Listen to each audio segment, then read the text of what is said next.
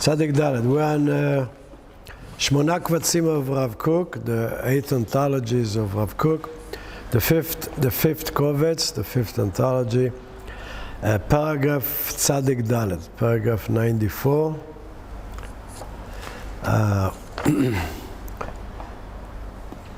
טהרה מידותית ומעשית צריך האדם כדי שלא תעוקר ההופעה השכלית שלו. A person needs purity of his attributes or character and purity of actions so that his mental manifestation shall not be תעוקר, spoiled,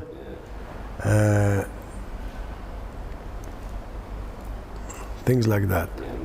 למען יוכל, made ugly, it's עוכר ישראל. This is what Achav called Elijah, עוכר ישראל.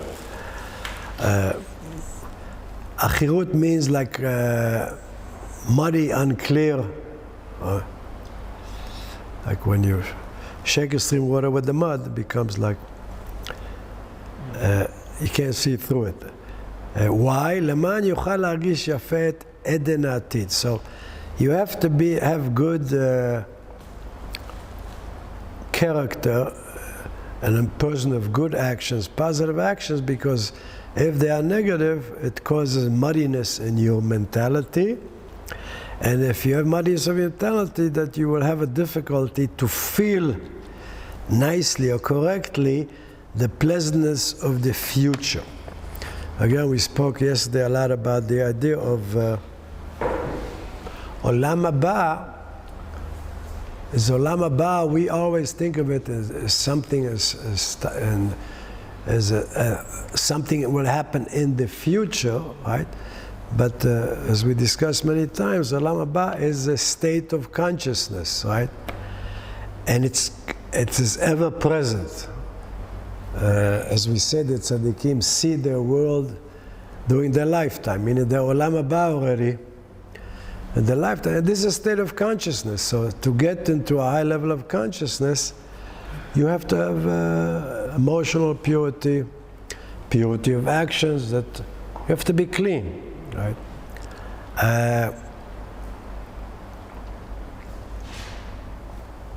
וזאת הטהרה היא הגורמת, this purity causes שיסוד עולם הבא נעוץ הוא באושר של תחיית המתים. That the purity of character and actions, the way we behave in the world, it is a cause that the foundation or the essence of Olam Haba is already deeply implanted with joy in the process of the resurrection, okay? Because really, how do we see this as a chain? Because we call the world of intelligence Olam Habina, yeah? We call it Olam Haba, literally, right? So when you get higher intelligence, right, and you are a pure human being, that intelligence, since you have purity, is already, so to speak, embedded deeply within the potential process of resurrecting you, okay? Waking you up. Tchiyat HaMetim, Na'utz. It's already implanted, right? We know certain things like the lulav. After you finish in Sukkot, you plant it in the ground, it grows. It grows. So this is the idea of, this is the harbinger, or this is the root of Tchiyat HaMetim.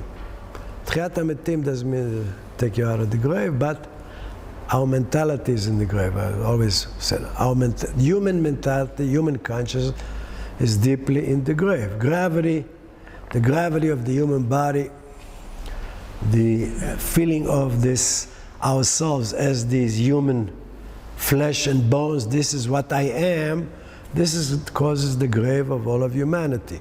That I believe this is me, that's it, you know. And Tchiyat HaMetim was when you, through intelligence of the world of Binah, Olam Haba, when you feel Olam Haba, it begins the process of Tchiyat HaMetim. Because this is what it is. It's one of the same, so to speak. You begin to come out of the grave.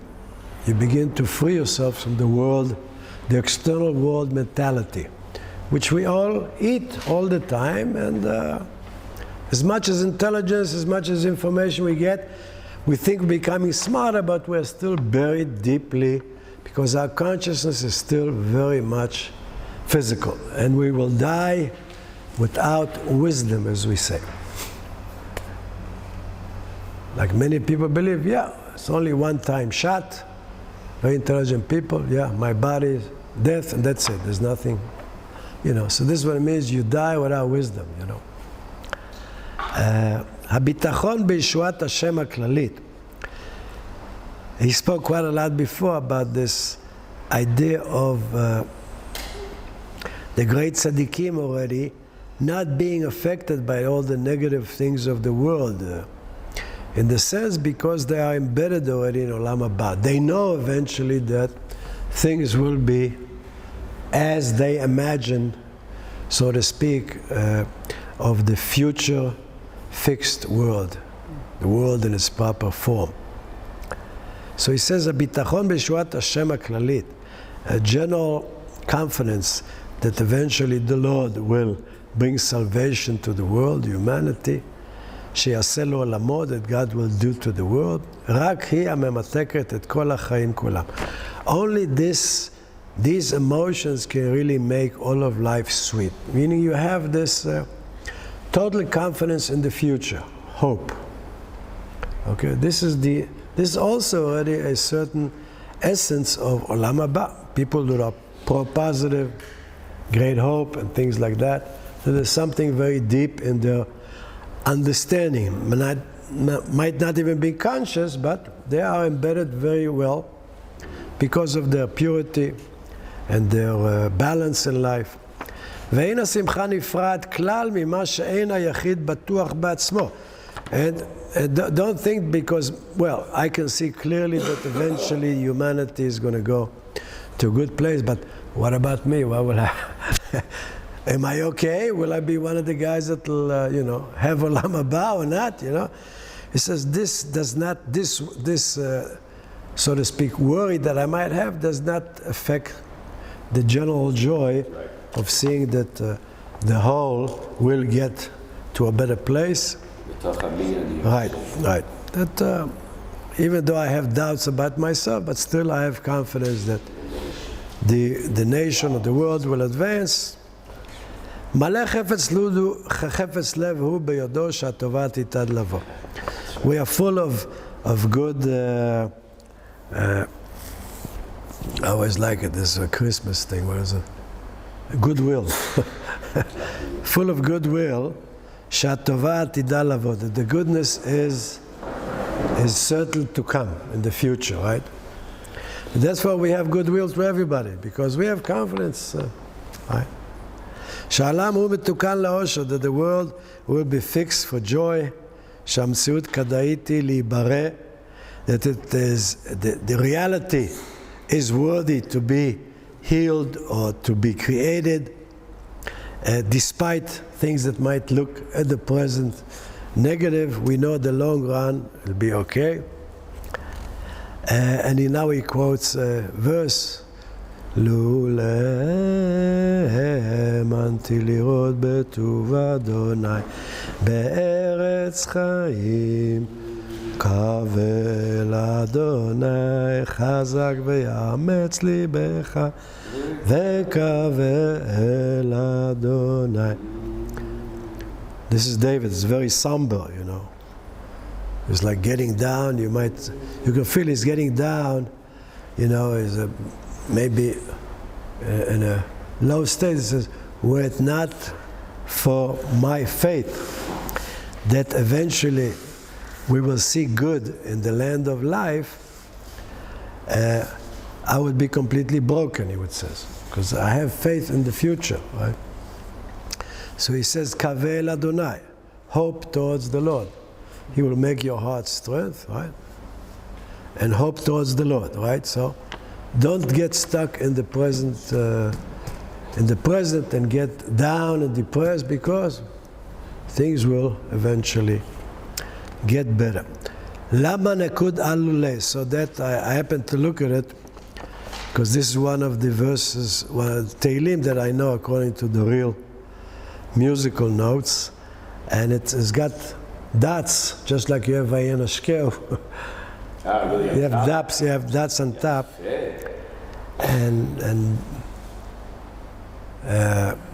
so he says, why? Amar David lefnei HaKadosh Baruch Hu. So the sage says like this: David told before the Holy One, blessed be, Yodeh ani shata meshalem schar tov l'tzadikim l'atid leba. I know that you pay good salaries, or whatever, how do you call it, sachar, rewards to the sages in the future. אבל אני יודע אם יהיה חלקי. I'm not sure, right? This is what it means, humility. You don't know, I don't know if I'll be one of them, you know. ובכל זאת הוא מאושר עושר ודאי, supposed to be above. Nevertheless, he's definitely joyful and happy. עושר בא מתוך שאיפה אצילית, because he's joyful, because his aspiration is very noble. He's really aspiring for the public. He's working for God's manifestation in the world. And that I'm certain, whether I will be part of that. התופסת תמיד את המציאות. So he says, this joy, this pleasantness of really thinking of the world, of Am Yisrael, the whole, as that whole will have existence, this joy holds on to total reality. This is the whole general theory. So this idea is so powerful that even though you have doubts about yourself, you're still happy, right? Because you know the family, the people, the world will continue. But this is also embedded in Judaism, this longing, that you have longing for, right. Longing for Hashem. Right, this longing, kaveh Hashem, right. Right, longing for right. So this is very much already embedded deep within us, and this is what he says, that if you have purity of emotions and actions, then the intelligence, binah, olam haba, which is within you, it's deeply implanted and will cause the process of the resurrection. Yeah. And that's why, by the way, Rav Kook says in the Galut, the Jews, as opposed to other nations, were able to always survive. Because they can always see the good beyond their horrible situation. When most nations are in a horrible situation, they only see what's in front of them. They break down. They break down. What they've got. And that's why, but Jew, because of this, because of what he's talking about, embedded in the nation, he always saw the good that would be in the future. He wasn't put off by what was happening now, which a lot of times is quite negative. But he was always able to see. So he sees the situation with different eyes, and he's able to understand. Even when he's in a down situation, he can it's not really what something better in the future. The good that is in that bad situation. Well, the good that eventually will be. I don't know if he actually would see it. It's a long process. You transform. First, you need positive habits, and then by many reincarnations, you see that actually this is so. That as much as you went up and down, here I am again. So this is already intelligence. This is already more than just faith and hope. So this is already olam haba, which is in you. Now if you are pure emotionally and pure as far as your action in this life now, this begins to sink. Now it's like a seed, and it begins within you a process of tchiyat hamitim. Now you realize that everything is just external appearances, and that there is something underneath which is the main faith and the main goal of life, and it's happening, you know. So starts tchiyat hamitim. You begin to realize that this spiritual work is the most important thing. This is the... I'm not sure they saw it in the bad. I mean, I wouldn't make that assumption that they saw it in the bad. The bad was bad. But it was that belief that eventually it'll be good that kept driving them. Also, for innovation, what's an innovator? The person who sees what you have and can see beyond that to what can be. Not everyone has that power. Not every nation has that power. Not every individual has that power. The data, according to Rav Kook, is what kept us going in all these exiles. I think if you are in the process of Kriyat HaMetim, you don't see bad. The Jews saw a lot of that. We saw a lot of that. I have to say we saw a lot of that, but we always could overcome up. Well, Kehillat HaMetim is a process, so it's also a process. Even though you started, you still have impressions of your old consciousness, and to get completely free of that, that's already Mashiach state. No, this is already really fully inside the Olam HaBinah, when your soul is really free from its very gross identity to the world. So this is always a process. But this is the idea also Rav Nachman puts the emphasis of emunah ve'emet. First we just worked on faith. Just like, you want to do something and you don't know, will I succeed or not? You do work on faith. But then you acquire experience, which is dat. Dat is the male side. So now the emunah is no longer simple emunah, it's knowledge, it's dat, it's the male side. And now faith becomes more and more subtle, right? Because you have the strength of the base. You have the base, you have the male basis, so you need both. You have emet ve'emunah. Okay? Emet, which is to know things, experience. And emunah is you believe in things that you don't have enough experience, you don't know. This you have to have faith. This is more difficult, yeah. When we're talking about real faith and not just superstitions and stuff like that, but scientists, we have faith because we know that the way the universe functions, so I have faith that, everything will be, the sun will rise and things will grow. But this is already based on knowledge, a lot of it knowledge. Yeah. Okay, so you have the male and the female side. So faith is something that you have to practice, and eventually it becomes established as truth. That you can see things through your experience that other people don't see. This is why you can become a millionaire. You see things in economics or money making that other people don't see. Yeah, so this is already some sort of a concrete knowledge. Yeah. We get into one of my favorites, the Akedah. Always was one of the mysterious things that a normal human being would ask us, what the hell what's going on over here, right? This is what God really do? What's the secret behind this whole thing? That Abraham came to get rid of child sacrifice. That was always what hurt me. Wasn't the whole idea saying there's one God who's not physical, so we don't sacrifice? Yeah, we stopped human sacrifice. This was a physical understanding, which is true also, right? But, that this whole story appears in the Torah must be true also on the levels of Pshat, reality, Drasha, and Sod. Must be a universal truth beyond the simple time and space conceptions that we have, okay? יסוד העקדה הוא הגברת הרגשות היותר עדינים. Okay, so we're on the right place, right? Because we said that we are trying to bind Isaac, the left side, right? The logical, the rational, the strong mental concepts which we have, which usually make our emotions cold, right? Because we begin to base everything on the knowledge that we have acquired, and we stop feeling because we live according to these conceptions. So he says the basis of the binding, what are we binding? We're binding the left under the right.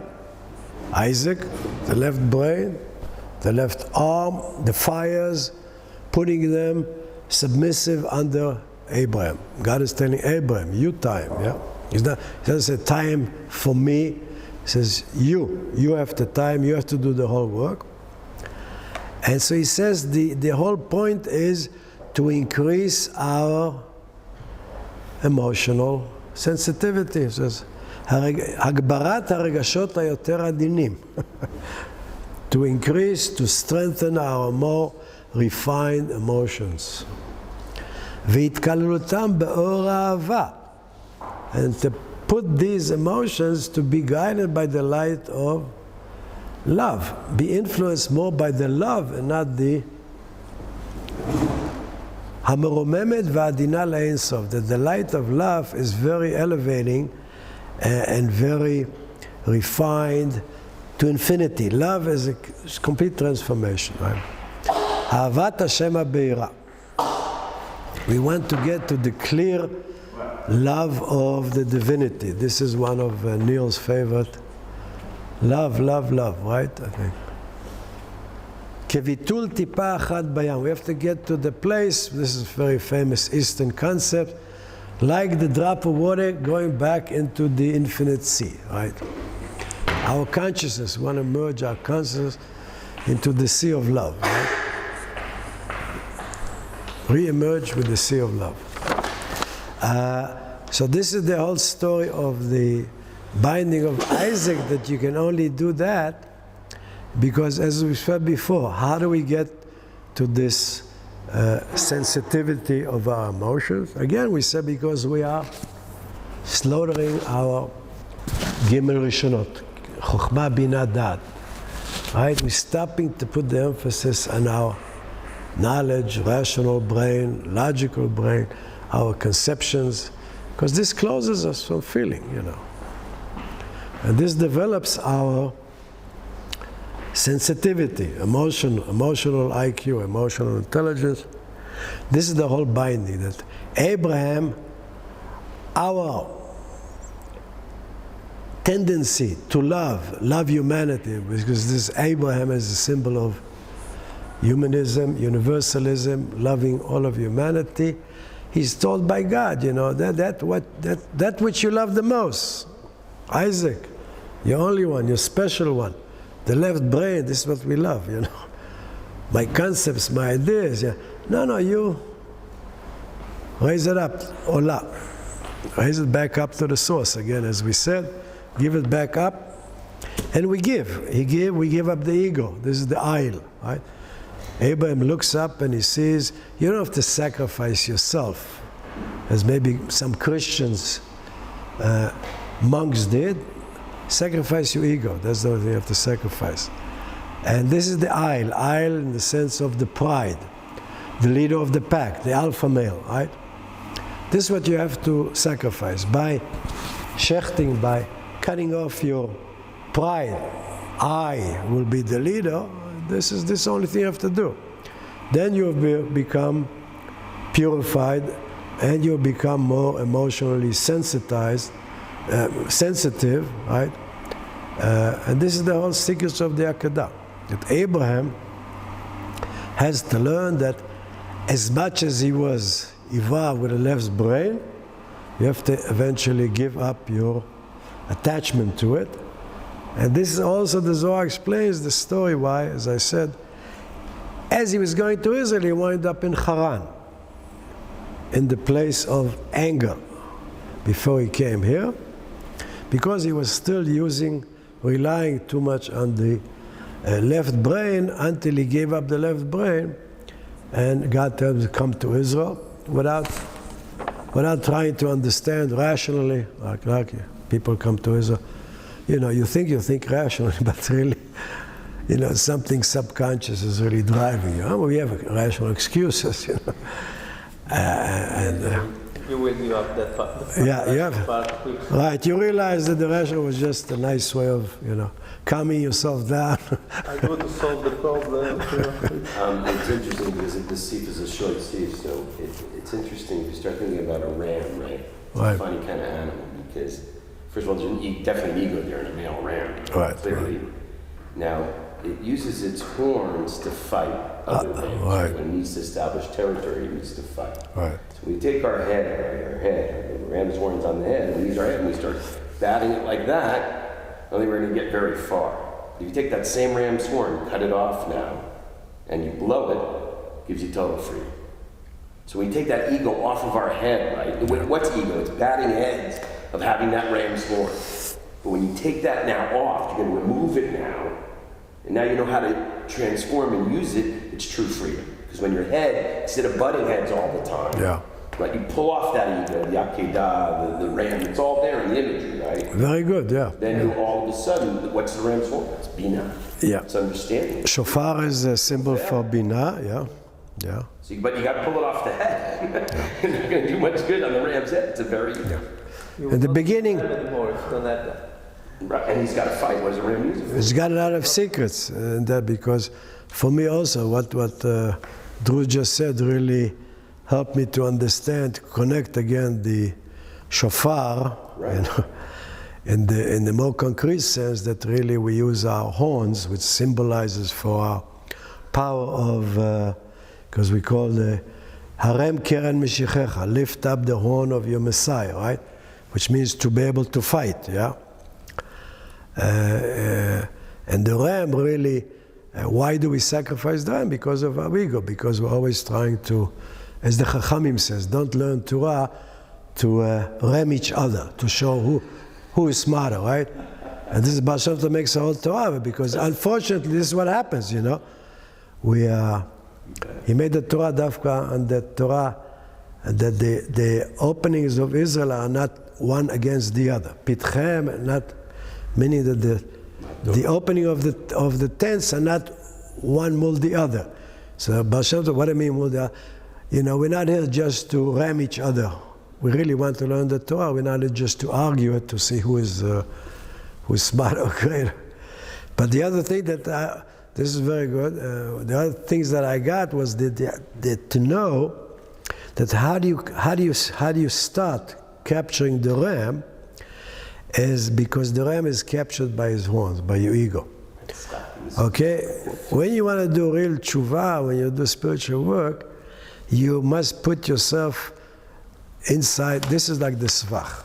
This is like the svach in Hebrew is these plants, bushes, where everything is intermingled, you know, and complicated. And how do you fix yourself when you get deeply into these secrets, and your ego and your mind begins, what the hell is he talking about, right? How is talking about all these things? It's like you are trapped within all these complicated thoughts and ideas. This is the beginning of sacrifice, because you are willing to undergo this trap that you consciously. Yeah. You decide. Yeah. This is why that svach, you cut it down and it becomes the schach of the sukkah, which is the symbol also for binah, the shade which you have, because of the intelligence which you acquire, this sage, this knowledge, this schach, the svach, which seemed to you very complicated.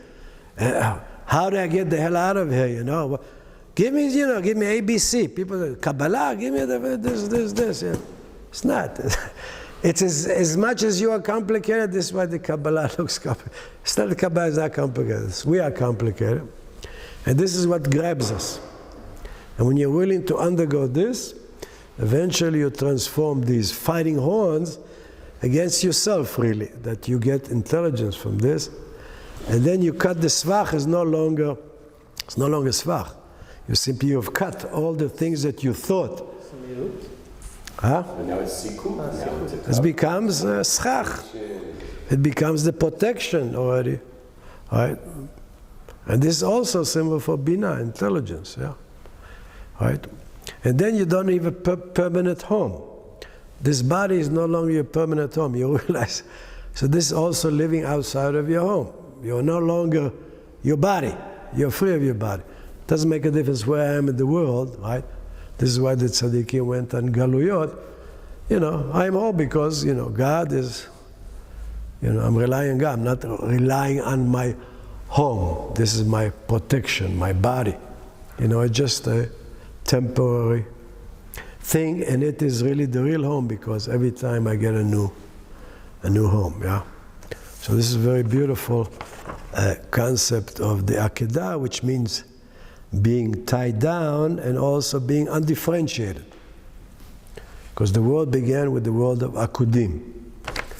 Hakodim meaning that our ability to discriminate, like the different sfirot, 10 different dimensions, in the beginning of creation, you cannot distinguish between the different sfirot. So this is a stage in consciousness where everything is tied together and you don't see yet differences. This is part of the intelligence process, that as you evolve more and more, you begin to see differences. You begin to see, it is 10 sfirot.